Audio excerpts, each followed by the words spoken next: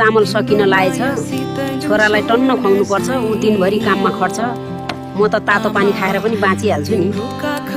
आमा, आज तरकारी त कस्तो खल्लो छ, तपाईँ किन नखाइ बस्नु भएको?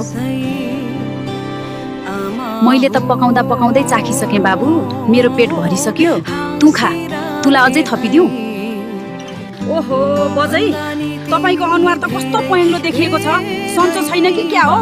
अस्पताल जाऊ न। होइन नानी, यो त बुढेसकालको धुलो लागेको मात्र हो। घरमा छोरालाई नभन्नु है, ऊ अत्तालिन्छ। बेकारमा पैसा खर्च मात्रै हुन्छ। खै त दिदी, छोराले तपाईँलाई त एउटा गुन्यु पनि फेरिदिएन छ नि।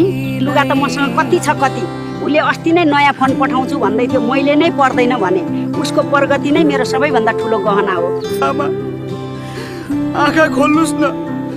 हामीलाई खुवाउँदा खुवाउँदै आफू चाहिँ कति दिनदेखि भोकै हुनुहुन्थ्यो। हामी कस्ता पापी छोराछोरी, हजुरको हाँसो मात्र देख्यौँ, भोग देखेनौ। किन रोएको बाबु? मलाई केही भएको छैन। तँलाई भोक लाग्यो होला, घरमा अलिकति दही राखेकी छु, गएर खा है। अब त हजुरको लागि मात्रै बाँच्छु। संसार जितेर के गर्नु? यदि हजुरलाई नै हार्नु पर्ने रहेछ भने